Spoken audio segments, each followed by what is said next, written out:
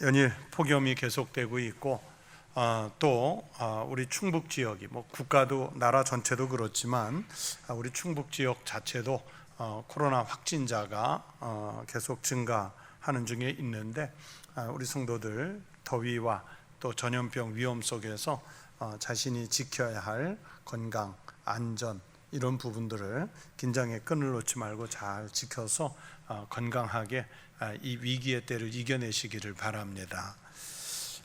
오늘 본문 26절부터 읽었는데 이 본문 바로 앞에 말씀, 지난 시간에 드렸던 말씀이에요.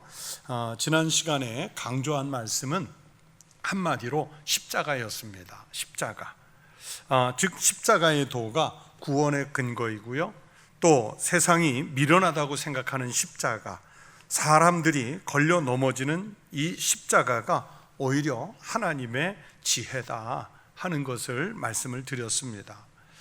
여러분, 고린도 교회에 왜 이런 심각한 분쟁이 일어났을까요? 바울의 진단에 의하면 십자가의 도를 따르기보다는 세상적인 지혜, 인간적인 관계를 따르는 어리석음을 범했기 때문에 지금 이런 교회의 분란이 일어났습니다. 그들의 관심에 십자가가 없었기 때문입니다. 교회에서 십자가가 사라지는 순간 교회는 복음을 잃어가게 되고 온갖 인간적인 지혜들이 난립하게 되고, 그러면서 교회 안에는 분파가 생기고 그 분파들 사이에 분쟁이 일어날 수밖에 없습니다. 왜냐하면 아주 이기적인 그리고 죄인인 인간의 모임이기 때문에 그렇습니다. 그래서 교회에서는 세상적인 지혜를 따라서는 안 되고 세상적인 지식이나 경험들, 성취 이런 것들을 자랑해서는 안 됩니다. 왜 안 되는지를 오늘 본문에서 바울이 이 성경을 통해서 말씀하시려는 것입니다. 하나님은 천지를 창조하시고 통치하시는 전능하신 하나님이신 줄로 믿습니다.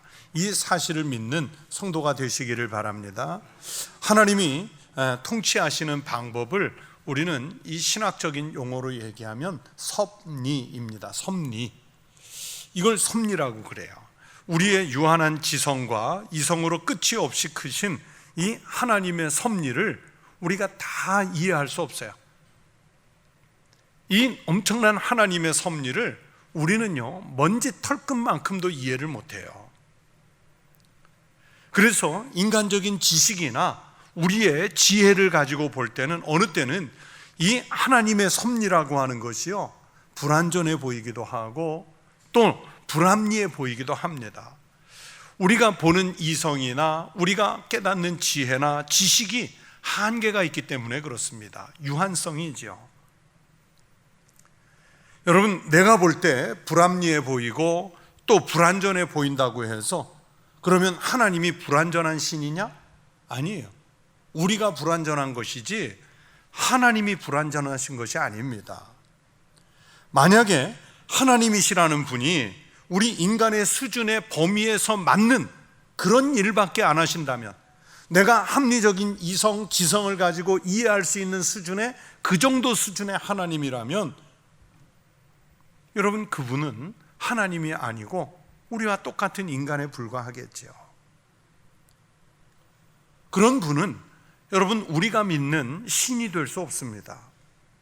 그래서 제가 종종 드리는 말씀드리는 초대교회 당시에 교부이셨던 터툴리아는 나는 불합리하기 때문에 믿는다. 내가 이해할 수 있는 모든 합리, 그것을 이해한다면 그건 하나님이 아니라는 거예요. 오히려 불합리하기 때문에 하나님을 믿는다는 거예요. 이 터툴리안의 명제대로 우리가 합리적인 것이라고 생각하는 것만 신앙으로 받아들인다면 여러분, 그것은 바른 믿음이 아닙니다. 하나님의 이 전능하심을 제한하는 그런 우를 우리가 범할 수 있게 됩니다. 요즘에 제가 한 20-30년 만에 다시 꺼내서 읽는 책이 하나 있는데, 그 유명한 기독교 철학자 키에르케고르의 그 죽음에 이르는 병이라는 책인데, 엊그제 읽은 부분에서 키에르케고르가 이런 얘기를 하더라고요. 우리가 하나님을 믿는다고 하는 것은 하나님을 얻기 위해서 이성을 상실하는 것이다. 그런 얘기를 했어요. 이 키에르케고르의 얘기는 뭐냐면 우리의 이성을 가지고는 하나님을 재단할 수 없다는 거예요. 우리의 이성으로 하나님을 재단하려고 하면 하나님을 알 수가 없습니다. 그래서 이 학자는 우리의 이성을 다 내려놓고 우리의 지성을 내려놔야 믿음의 관점에서 하나님의 역사를 봐야 그나마 하나님을 조금 알 수 있다는 거예요. 터툴리안이나 이 키에르케고르의 명제들처럼 우리는 그런 관점에서 교회를 봐야 하고 그 관점에서 십자가를 대해야 합니다. 여러분, 이 십자가가 인간의 합리적인 판단, 이성적인 사고, 그런 관점에서 보면 이 십자가가 어떻게 구원의 도구가 될 수 있겠습니까?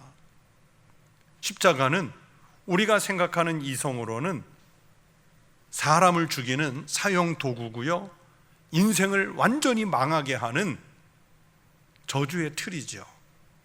그런데 하나님은 그 십자가의 도가 구원을 얻은 우리에게 하나님의 도구가 되게 하는 방법을 사용하셨지 않습니까? 이것을 믿음이라는 것 외에 어떻게 다른 말로 설명할 수 있겠어요? 십자가는 믿음으로 받아야지 지성, 이성으로 받을 수가 없어요. 그런데 이 본문 속에 고린도 교회 교인들은 자꾸만 자기들이 생각하는 바대로 십자가를 봅니다. 자기들이 공부하고 경험한 헬라 철학적인 관점에서 십자가를 대하고 교회를 바라봐요. 세례에 대한 해석을 자기들 지식으로 합니다. 하나님의 일꾼들, 사도들에 대한 판단을 자기들의 인간적인 관계나 감정적인 관점, 또 다른 사람들과의 비교의식 수준에서 보려고 합니다. 그러니 이 고린도 교회가 분쟁 속으로 빨려 들어갈 수밖에 없는 그런 구조가 되어버렸어요. 그래서 그렇게 판단하면 안 된다는 말씀을 바울이 하는 것인데, 교인이 교회 안에서 세상적인 지식이나 지혜를 자랑하지 말라, 그렇게 말씀하는 거예요. 왜 자랑하면 안 되는지 이제 오늘 본문에서 바울이 설명을 하려고 합니다. 오늘 우리들에게도 이 말씀은 그대로 적용이 됩니다. 그리고 오늘날 잘난 사람이 많은 우리 한국교회에도 그대로 적용이 됩니다. 말씀을 잘 헤아려서 은혜를 받고 교회에 들어오시면 교회 안에서 덕을 세우는 믿음의 성도들이 되시기를 축원합니다. 앞에서 제가 하나님은 천지를 만드시고 통치하시고 역사를 주관하시는 주권적인 하나님이라고 말씀드렸습니다. 그 주권적인 하나님께서 택한 사람들이 어떤 사람들인지를 보세요.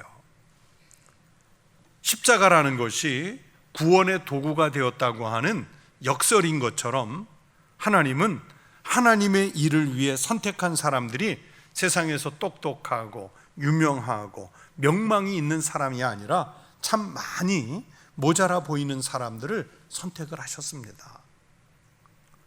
그래서 바울이 오늘 본문을 어떻게 시작합니까? 형제들아, 너희를 부르심을 보라, 그렇게 말씀하면서 오늘 본문이 시작돼요.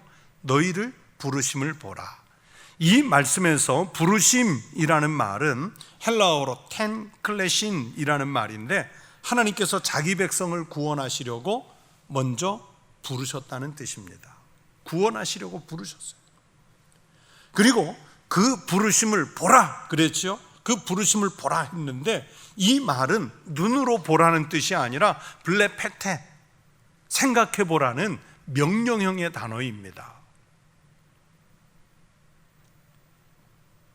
그러니까 이 두 말을, 이 말씀을 연결해서 해석하면 하나님께서 당신들을 구원하려고 부르셨는데 왜 당신들 같은 수준의 사람들을 부르셔야만 했는지 생각해 보라는 거예요. 왜 하나님께서 저나 여러분 같은 천국교회의 우리 구성원들, 좀 더 뛰어나고 더 탁월한 사람들을 부르시면 좋겠는데 왜 우리는 이 정도 수준밖에 안 되는데 하나님이 우리를 왜 부르셨는지 한번 생각해 보세요. 그러면서 앞에 또 하나의 조건이 붙었습니다. 육체를 따라 라는 조건이에요. 육체를 따라. 하나님과의 관계는 둘째치고 당신이 갖고 있는 인간적인 조건, 그러니까 요즘 말로 하면 지금 여러분이 가지고 있는 스펙을 먼저 보라는 거예요. 스펙을. 여러분이 쓰는 이력서를 한번 보라는 거예요. 세상 사람들의 일반적인 관점에서 당신들이 지금 어느 정도 수준인지 파악해 보라는 뜻이에요. 보통 사람의 관점에서 냉정하게 자신을 한번 판단해 보라는 뜻입니다. 그러면서 바울이 고린도 교회 교인들의 세상적 수준을 지적하는 거예요. 먼저 교인들이 얼마나 지혜를 갖췄는지 보라고 합니다. 지혜로운 자가 많지 아니하며, 그랬죠? 지혜로운 자가 많지 아니하며. 여기서 지혜란, 사도 바울이 사용하는 이 지혜란 철학적인 사고 능력을 말합니다. 신앙이 아니라 철학적인 사고를 말해요. 그 당시에 계속 고린도서를 하면서 말씀드리지만 이 그리스 문명은 철학이라는 지혜를 숭상했어요. 그러나 정말 존경을 받을 만한 지혜를 갖춘 사람은 이 그리스 사람들이요 서로 드물다고 그랬어요. 그래서 이 당시에 역사적으로 그리스 사람들이 그 지혜를 인정하는 사람은 어느 정도냐면 아리스토텔레스나 소크라테스, 플라톤, 이 정도 외에는 잘 없었어요. 물론 우리가 이름을 알고 있는 더 유명한 사람들이 많았지만 진짜 지혜자는 아리스토텔레스, 소크라테스, 플라톤 이 정도였어요. 그래서 바울이 이 고린도 교회 교인들을 보고 당신들이 지혜를 자랑하지만 과연 세상 사람들에게 먹힐 수 있는 정도의 지혜나 철학적인 수준을 갖추고 있느냐, 이걸 물어보는 거예요. 그 정도 수준도 아닌데 뭘 자랑하냐, 뭐가 지혜롭다고 자랑하냐, 그렇게 반문하는 거예요. 또 능한 자가 많지 아니하며 라고 말합니다. 여기서 능한 자는 뭐 어떤 은사를 통한 능력이 아니고요, 사람들에게 권력을 행사할 수 있는 자리에 앉은 사람이냐, 이 뜻이에요. 여러분, 교인들 중에 과연 세상적으로 권력자가 몇 명이나 되겠습니까? 뭐 요즘에는 서울 강남에 있는 교회들에 가면 권력자들이 꽤 많다고 하는데 대부분의 교회는 권력을 가진 사람이 많지 않아요. 뭐 국회의원이나 지방자치단체 의원이나 뭐 또는 시장님, 중앙부처의 장차관이 나오면 목회자나 교인들이 아무개가 우리 교회 나온다, 어떤 의원이, 어떤 차관님이 우리 교회 나온다고 뭐 이런 자랑거리로 삼는 경우들을 종종 봐요. 그런 사람이 숫자로 볼 때 드물기도 하지만 그렇다고 해서 그 사람이 교회 출석하는 게 그 교회 자랑은 아니죠. 고린도 교회가 아무리 많은 사람이 모인다고 해도 아마 그랬던 것 같아요. 당신 자신이 세상에 내세울 만한 권력을 가졌느냐? 아니면 진짜 극단적으로 얘기하면 너희 교회 안에 세상 권력 가진 사람이 좀 있기는 하냐?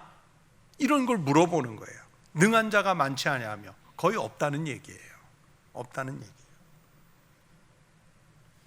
또 세 번째로 문벌 좋은 자가 많지 아니하도다 이렇게 지적하죠. 여기서 이 문벌은 학벌을 말하는 뜻이 아닙니다. 헬라어 원문은 가문과 재력을 말하는 거예요. 즉 여러분이 훌륭한 가문이냐, 그리고 그 가문의 명성에다가 재력까지 갖췄느냐, 이걸 물어보는 겁니다. 여러분, 고대 시대는 아주 철저한 계급 사회지요. 그리스라고 하는 지역에 이 폴리스, 도시국가들이 제 아무리 민주주의가 실현이 돼 있다고 그래도요, 그래도 이 고대 시대 때 신분의 서열은 아주 분명하게 구별이 돼 있었습니다. 신분은 구별돼 있었어요. 그리고 소위 말하는 명문 가문은 우리가 흔히 아는 대로 귀족 가문이어야 되고, 그 귀족의 가문에 맞게 걸맞게 재력이 있어야 되고, 그리고 이 명문 가문의 귀족이라는 신분은 세습이 되는 지위여야 합니다. 그래서 다른 사람이 들어서기 아주 어려운 그런 배타적인 지위, 확고한 지위를 말하는 거예요. 이런 가문에서 태어나는 사람은 극소수지요. 요즘에 우리가 금수저, 은수저,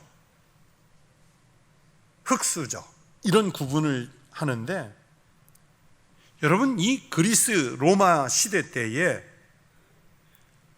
이런 가문에 태어난, 명문 가문에, 귀족 가문에 태어나는 것은 금수저도 아니고요, 다이아몬드 수저입니다. 그런데 교회 안에 이런 사람이 과연 몇 명이나 있겠어요? 대부분은 가난하고 서민이고, 또는 당시의 사회에서 천대받는 노예나 또는 여성인 경우들이 많았죠. 사도 바울이 이런 좋은 세상적 조건들을 고린도 교회 교인들에게 들이대면서 어쩌면 교인들의 자존심을 긁는 말일 수도 있어요. 예를 들어서 우리 청북교회를 향해 바울이 그러는 거예요. 당신들 얼마나 배웠어? 집안의 귀족 가문이야? 재력은 있어? 권력은 가졌어? 대답할 말이 없잖아요. 그러면서 이런 조건을 갖춘 것도 없으면서 왜 교만하냐? 그런 투의 지적입니다. 지혜나 권력, 가문이 별로이면서 뭘 그렇게 자랑하느냐? 그런 책망이에요. 그러면서 바울은 하나님이 인간을 구원하시는 기준은 외모나 학벌, 권력, 재산 이런 것 보고 택하시는 것이 아니라 하나님의 기준이 따로 있다는 말씀입니다. 세상적인 기준이라는 것들은 인간이 스스로 정하는 판단 기준이지만, 이런 인간적 기준들은 하나님의 구원과는 아무 상관이 없습니다. 우리도 이런 기준으로 구원을 한다고 하면, 여러분, 제가 구원을 받겠습니까? 여러분이 구원을 받겠습니까? 이런 세상적인 조건을 따져서 구원하신다고 하면 구원받을 조건을 갖춘 사람이 여러분 교회 안에 거의 없습니다. 거의 없어요. 그래서 바울은 하나님이 부르신 사람들이 어떤 사람들인지 다시 말씀합니다. 27절, 28절 말씀이 성경이 제시하는 구원의 조건들입니다. 그러면서 하나님께서 누구를 택하셨어요? 세상에 미련한 것들을 택하사. 미련한 것들을 택하사. 이 세상에 미련한 것들이라는 말은 헬라어 원문으로 보면 세상에서 어리석은 자들 또는 세상의 죄인들이라는 뜻이에요. 즉 하나님이 선택한 이 당신들은 세상적인 기준으로 보면 어리석은 사람들이다. 세상적인 기준으로 보면 당신들은 죄인인 사람들이다. 그런데 하나님이 선택하셨다. 그 말씀을 하는 거예요.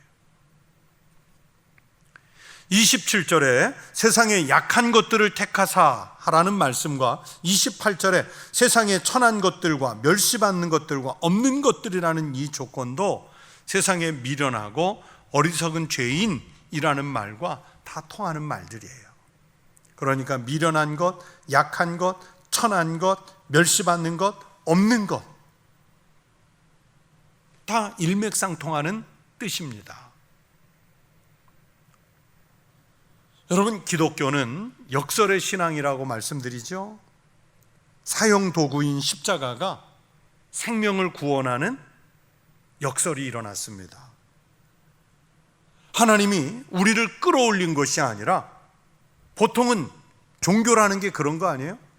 신이 위에서 우리를 끌어올리는 것인데, 그런데 우리 기독교는 하나님이, 말씀이 육신이 되셔서 우리와 똑같은 인간의 몸을 입고 신이 인간 사회에 내려오시는 그 역설을 보이셨어요. 세상 사람들이 볼 때는 무슨 일을 하거나 공동체를 만들려고 하면요, 무슨 조직을 하려고 하면 이 일에 필요한 지혜가 있는 사람이 누구지? 우리 조직을 조금 크고 강하게 만들어줄 수 있는 그 강한 사람이 누구지? 우리 모임에 어떤 권세가 있는 사람이 들어왔으면 좋겠다. 영향력 있는 사람이 왔으면 좋겠다. 우리는 크든 작든 조직을 만들려고 하면 그런 사람부터 찾습니다. 그런데 하나님은 오늘 말씀을 보세요. 미련한 자, 약한 자, 죄인인 사람들을 택하셨다 그랬습니다. 영양가가 하나도 없는 사람들을 선택해서 하나님의 일을 맡겨요. 오히려 그런 사람들을 통해서 세상에 지혜롭다는 사람들, 강하다는 사람들, 의인이라고 주장하는 사람들을 부끄럽게 하신다. 오늘 말씀하십니다. 그래서 여기에 하나님께서 사람들을 부르시는 역설이 있습니다. 역설이 있어요. 그러면 성경이 말씀하는 철학, 지혜, 권력, 문벌, 이건 나쁜 겁니까? 우리 교회 다니는 사람들은 귀족이 되면 안 되고, 교회 다니는 사람들은 어떤 철학 박사 학위 받으면 안 되고, 돈이 없이 가난하면, 돈이 많으면 안 되고, 그렇습니까? 그건 아니죠. 그 자체가 나쁜 것은 아니에요. 잘 쓰이면 세상에서 얼마나 유용하게 쓸 수 있는지 모릅니다. 그럼에도 불구하고 하나님이 그런 조건을 보고 택하지 않으신 것은 사람들이 힘이나 학문, 문벌을 가지면 그것을 믿고 교만해지기 때문입니다. 그 조건을 다 갖추고서 겸손해지기가, 그 조건을 다 갖추고서 낮아지기가 결코 쉽지 않기 때문입니다. 이것이 없이 하나님의 사람이 돼야, 그래야 은혜를 아는 거예요. 구원이 하나님의 선물인 것을 알게 되는 거예요. 이것을 많이 가지고 있는 사람들은 자신들이 가진 지혜나 힘이 하나님의 약함보다 훨씬 못한 것이라는 것을 깨닫지 못하기 때문입니다. 지금 고린도 교회 교인들이 당장 그런 모습을 보이고 있다는 것을 지적하는 말씀입니다. 지난주에 보신 말씀인데 25절 말씀을 다시 한번 보십시오. 제가 읽어드리겠습니다. 하나님의 어리석음이 사람보다 지혜롭고 하나님의 약하심이 사람보다 강하니라. 사람들이 세상적인 힘만 조금 가지면 하나님이 없어도 사는 줄로 알아요. 하나님까지 믿으면서 살아야 돼? 세상에서 자기가 가진 힘이 하나님을 능가하는 줄로 알아요. 그런데 하나님은 그런 사람이, 하나님 없이 사는 사람이 가장 미련하고 어리석다고 말씀합니다. 시편 14편 1절에서 다윗을 통해 하나님께서 이렇게 말씀하셨습니다. 어리석은 자는 그의 마음에 이르기를 하나님이 없다 하는도다. 그들은 부패하고 그 행실이 가증하니 선을 행하는 자가 없도다. 하나님이 없다고 믿는 사람, 그러면서 반대로 세상의 힘을 의지하는 사람이 가장 어리석은 사람이라고 성경은 곳곳에서 말씀합니다. 그런 세상적인 힘을 가진 사람들을 선택하지 않고 하나님은요, 미련한 사람, 약한 사람, 멸시받는 사람, 없는 사람을 선택하신다고 하셨습니다. 왜 그러셨을까요? 세상 것을 조금 가졌다고 자랑하는 사람들을 부끄럽게 하시려고 그렇게 하신 것이라고 바울을 통해서 하나님이 말씀하십니다. 여러분, 예수님의 제자가 되고 사도가 된 분들을 생각해 보세요. 첫 번째, 예수님을 따라다녔던 제자들은 하나같이 그런 사람들을 모아놓으면 어떻게 저렇게 모자란 사람들만 모았을까? 그럴 정도로 참 미련한 사람들, 약한 사람들, 성질 급한 사람들, 그런 사람들을 모으셨잖아요. 바울은 특이한 케이스예요. 종교적으로, 권력으로, 학문으로 상당히 뛰어난 이런 사람은 초기 예수님 제자들 가운데 거의 없었어요. 그런데 하나님은 이 무지렁이 같은 사람들을 불러 모으신 것이 자기 것 조금 가졌다고 자랑하는 사람들 부끄럽게 하시려고 그런 사람들을 선택하셨다고 말씀하십니다. 그리고 이런 약하고 무지한 사람들을 통해서 구원받은 사람이라면 하나님 앞에서 어떤 사람도 자랑하지 못하게 하려는 의도라고 오늘 본문이 말씀하세요. 29절 말씀을 보십시오. 이는 아무 육체도 하나님 앞에서 자랑하지 못하게 하려 하심이라. 그렇습니다. 사람은, 여러분, 우리는 일단 교회 안으로 들어오시면은요, 이 교회 안에 들어와서 하나님 앞에 서면 자랑할 게 없어요. 주님의 전능하심과 십자가 앞에서는 여러분, 우리가 자랑할 것이 하나도 없다는 말씀입니다. 그런데 고린도 교회 교인들이 이런 하나님의 뜻을 모르고 교회 안에 들어와서 자랑을 합니다. 자기가 아는 철학적인 지혜를 자랑해요. 자기가 얼마나 부자인지 자랑해요. 자기가 어떤 은사를 받았는지 은사 자랑을 해요. 자기가 인생을 살면서 어떤 경험들을 했는지 그 경험들을 자랑을 해요. 이런 것은 구원과는 아무 상관이 없는 것인데 이런 것들을 자랑하면서 그 자랑거리에 더해서 내가 누구를 추종하는지 그 분파까지 만들어서 자랑을 해요. 그러다 보니까 이 고린도 교회가 아주 극심한 분란에 빠져들게 됩니다. 이것은 세상에 둘도 없는 어리석은 일입니다. 고린도 교회만 그렇습니까? 현대 교회에도 분란이 있는 교회들을 보면 하나님 뜻 안에서 서로 사랑하고 위로하고 격려하고 독려하는 것이 아니라 마치 자기가 가지고 있는 뜻이 숭고하고 오직 그것만이 하나님의 뜻인 양 내세웁니다. 여러분, 성경 외에, 복음 외에 우리가 내세우는 주장은 다 틀릴 수 있어요. 학벌 자랑, 재산 자랑, 직위 자랑, 직분 자랑합니다. 그러면 자, 그런 학벌, 재산, 직위, 직분 받아가지고 그것 가지고 하나님 영광을 위해서 무엇을 했단 말입니까? 그 자랑이 뭡니까? 오히려 교회를 어렵게 만드는 일밖에 더한 일이 무엇입니까? 목회자나 교인들도 그래요. 국회의원이나 변호사나 교수님이나 아니면 중소한 기업의 경영인 같은 분이 새 교인으로 등록을 하면 금세 알아주고 친해보려고 하고, 반대로 어려운 분이나 사회적인 약자가 등록을 하면 잘 기억해 주지도 않아요. 그 세상적인 조건이 구원과는 아무 상관이 없는데도 말입니다. 물론 유명인이기 때문에 기억이 쉬울 수는 있어요. 그러나 기억이 쉽다고 해서 그것이 교회에서 특별한 대접을 받을 조건은 아니잖아요. 여러분 개인도 한번 자랑거리들을 생각해 보세요. 하나님 앞에서 또는 사람들 앞에서 내가 이런 거 가지고 있습니다. 자랑할 것이 여러분 무엇인지요? 사람 앞에서 내가 주로 자랑하는 게 뭔지. 내가 아무리 크고 좋은 것 자랑해도요, 나보다 더 많이 가진 사람 많아요. 나보다 더 큰 것 가진 사람 많습니다. 나보다 더 좋은 것 가진 사람이요, 반드시 있습니다.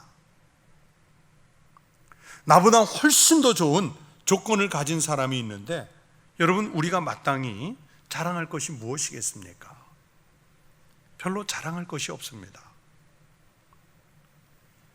그러면 우리는 그리스도인 된 사람으로서 무엇을 자랑하느냐? 교회 안에서는 자랑할 것이 이것 하나밖에 없습니다. 31절에서 그 말씀을 합니다. 기록된 바 자랑하는 자는 주 안에서 자랑하라 함과 같게 하려 함이라. 이 말씀은 사도 바울이 예레미야 9장 23절부터 24절에 두 절이지만 꽤 긴 말씀인데, 이 긴 말씀을 사도 바울이 오늘 본문 31절에서 짧게 요약을 한 거예요. 제가 예레미야 말씀을 예레미야 9장 23절 24절 말씀을 그냥 그대로 다 읽어드리겠습니다.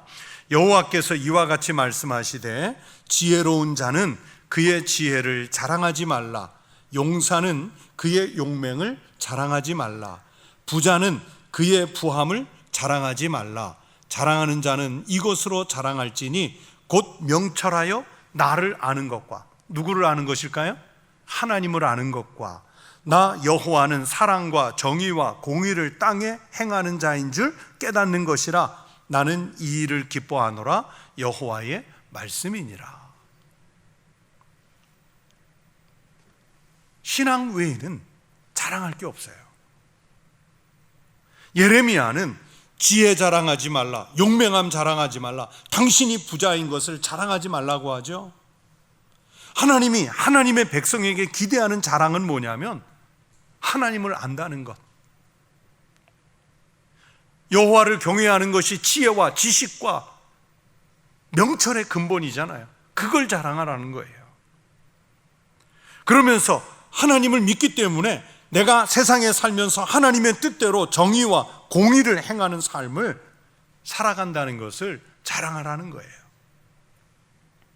그래서 바울은 이 말씀을 받아가지고 교회 안의 자랑은 주 안에서 자랑하는 것이라 이렇게 말씀하는데, 이것이 무슨 말씀인가 하면 성도는 오직 구원의 능력이 되는 십자가의 도만 내세우고 그것만 자랑하라는 거예요. 우리 기독교에서는 십자가의 도는 성도들이 자랑해야 할 진짜 지혜입니다. 진짜 지혜예요. 이 자랑은 바울이 고린도 교회를 향해서 일관성 있게 전하는 말씀입니다. 고린도후서 1장 12절에서도 이와 같은 말씀을 하십니다. 우리가 세상에서 특별히 너희에 대하여 하나님의 거룩함과 진실함으로 행하되 육체의 지혜로 하지 아니하고 하나님의 은혜로 행함은 우리의 양심이 증언하는 바니 이것이 우리의 자랑이라. 여기서 육체의 지혜가 바로 고린도 교회 교인들이 자랑하려고 했던 지식과 사상, 경제력, 권력, 이런 것들이에요. 이런 거 자랑하고 싶었다는 얘기예요.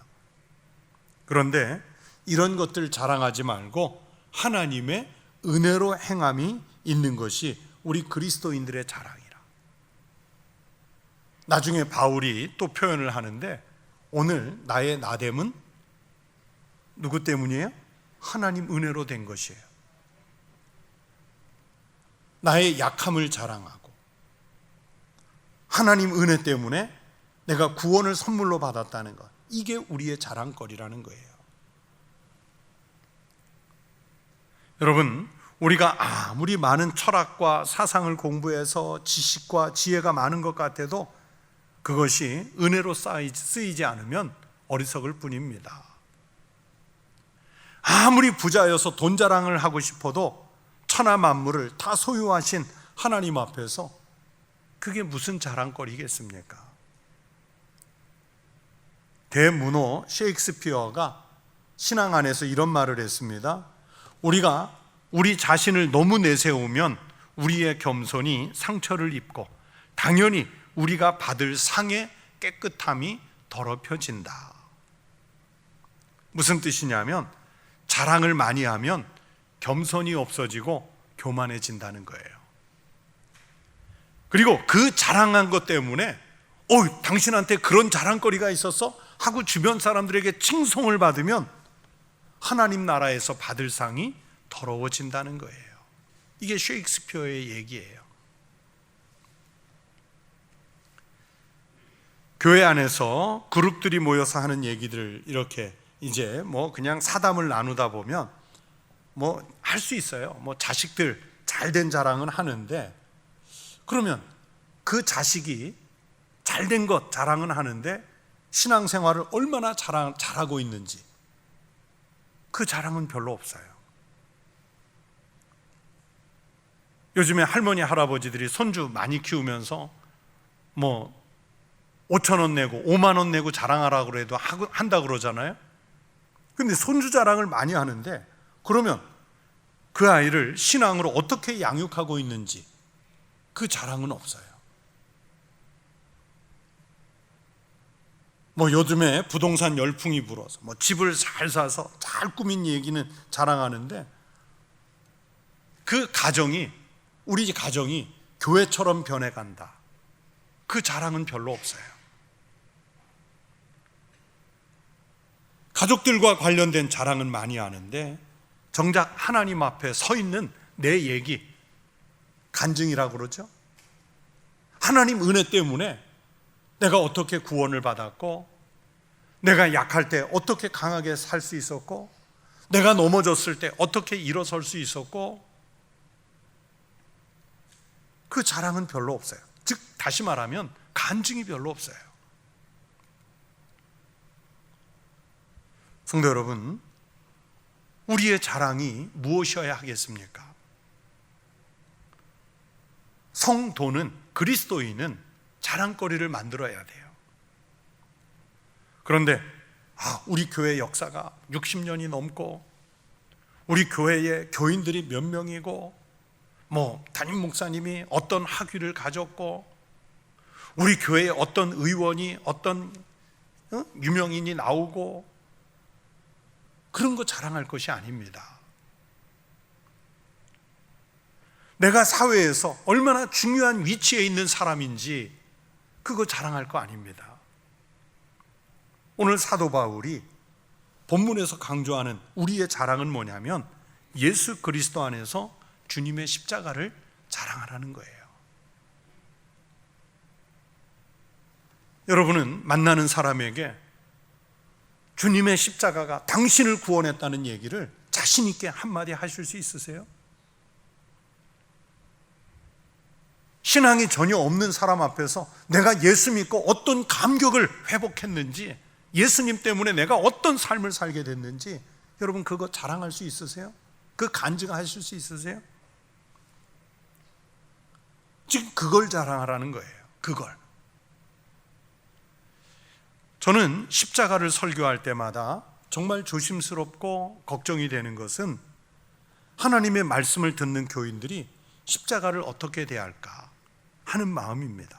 저 십자가에서 주님이 나를 위해 달리시고 죽으셨는데, 저 십자가가 과연 우리 성도들에게도 목숨을 걸 만큼 자랑스러울까? 그런 생각이 떠올라요. 저 십자가가 그냥 예배당에 장식품으로 걸려있는 그 십자가이고, 나의 구원과는 아무 상관이 없다면 이 예배당 전체를 십자가로 도배를 해도 의미가 없어요. 그러나 저 십자가가 나를 구원하신 예수 그리스도의 보혈이 흐르는 그 십자가라면, 여기에 십자가 하나 걸려있지 않아도 내 가슴 속에, 내 삶 속에 인박혀 있다면 그 십자가는 나를 살리는 생명의 도구입니다. 여러분, 우리가 살면서 자랑거리가 많으면 좋겠지요. 사도 바울이 말씀하는 대로 지혜나 문벌이나 재력이나 가문, 자랑할 게 많으면 좋지요. 그리고 그 자랑거리가 있으면 또 자랑하고 싶은 것 당연합니다. 그러나 우리는 그 자랑거리는 조금 누르고, 우리 자랑은 세상적인 자랑이 아닙니다. 오늘 성경에서 말씀하시는 대로 여러분, 우리의 자랑은 오직 예수님이어야 할 줄로 믿습니다. 그리고 주님이 날 구원하시기 위해서 달려 돌아가신 그 십자가가 우리의 자랑이어야 할 줄로 믿습니다. 그 십자가 때문에 내가 주 안에서 은혜로 행하는 삶을 살아내는 것이 자랑이어야 할 줄로 믿습니다. 주님 안에서 마음껏 여러분의 신앙을 자랑하는 거룩한 성도의 삶을 살아가는 우리 청북교회 모든 성도들이 되시기를 주의 이름으로 축원합니다. 기도하겠습니다.